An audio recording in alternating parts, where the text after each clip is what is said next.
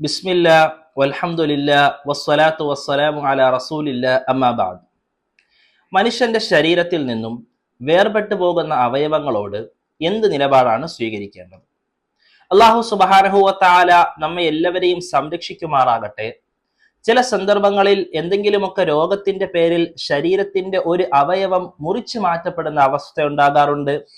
അതേ നിലയിൽ തന്നെ എന്തെങ്കിലുമൊക്കെ അപകടങ്ങളിൽപ്പെട്ട് ശരീരത്തിന്റെ ഏതെങ്കിലുമൊക്കെ ഭാഗങ്ങൾ മുറിഞ്ഞു പോകുന്ന ഒരു അവസ്ഥയും പൊതുവിൽ ഉണ്ടാകാറുണ്ട്.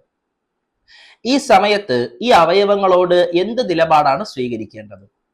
മഹാനായ ഇമാം നവവി റഹ്മത്തുള്ളാഹി അലൈഹി പഠിപ്പിക്കുന്നു. അദ്ദേഹം തന്റെ മിൻഹാജ് എന്ന ഗ്രന്ഥത്തിൽ രേഖപ്പെടുത്തുന്നു, ശരീരത്തിൽ നിന്നും ഒരു മനുഷ്യൻ ജീവനോടെ ഇരിക്കുന്ന അവസ്ഥയിൽ മുറിഞ്ഞു പോകുന്ന അവയവങ്ങളുടെ മേൽ നമസ്കരിക്കപ്പെടേണ്ട ഒരു ആവശ്യവുമില്ല എന്ന് തന്നെയല്ല, നമസ്കരിക്കൽ സുന്നത്തല്ല. മറിച്ച് ഈ അവയവങ്ങളോട് എന്ത് നിലപാടാണ് സ്വീകരിക്കേണ്ടത്? രണ്ട് നിലയിൽ നമുക്ക് ഈ അവയവങ്ങളെ വേർതിരിക്കാം. ഒന്ന്, പരിപൂർണമായ ഒരു അവയവം എന്ന് പറയാൻ സാധിക്കുന്നത്. ഉദാഹരണത്തിന് മനുഷ്യന്റെ കൈകൾ പോലെ അല്ലെങ്കിൽ കാലുകൾ പോലെ പരിപൂർണമായ ഒരു അവയവം എന്ന് പറയാൻ സാധിക്കുന്ന അവയവങ്ങളെ ഒരു തുണി കൊണ്ട് പൊതിയുകയും അതിനെ മറമാടപ്പെടുകയും ചെയ്യലാണ് സുന്നത്താകുന്നത്. അതിന്റെ മേൽ നമസ്കാരമോ അല്ലെങ്കിൽ മയ്യത്തുമായി ബന്ധപ്പെട്ട് ബാധകമാകുന്ന മറ്റൊരു കാര്യങ്ങളും ആ അവയവത്തിന്റെ മേൽ നിർബന്ധമാകുന്നില്ല. മറിച്ച് അതിനെ ഒരു തുണി കൊണ്ട് പൊതിഞ്ഞ് മറമാടൽ മാത്രമാണ് സുന്നത്താകുന്നത്. രണ്ടാമതായി, പരിപൂർണമായ ഒരു അവയവം എന്ന് പറയപ്പെടാൻ സാധിക്കാത്തത്.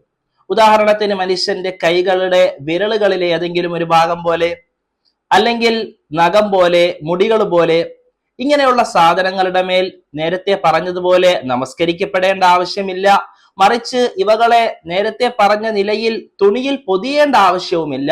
മറിച്ച് ഇവകളെ ദഫൻ ചെയ്യൽ, മറമാടൽ മാത്രമാണ് പരിശുദ്ധമായ ശരീഅത്തിൽ സുന്നത്താകുന്നത്. എന്തുകൊണ്ടാണ് ഈ നിലയിൽ ഈ അവയവങ്ങളെ തന്നെ മറമാടണമെന്ന് ശരീഅത്ത് പഠിപ്പിക്കുന്നത്? കാരണം അല്ലാഹു സുബ്ഹാനഹു വ തആല വിശുദ്ധമായ ഖുർആനിൽ അരുളുന്നുണ്ട്, വലഖദ് കറംനാ ബനി ആദം, നാം മുഴുവൻ മനുഷ്യരെയും മുഴുവൻ ആദം സന്തതികളെയും ബഹുമാനിച്ചിരിക്കുന്നു.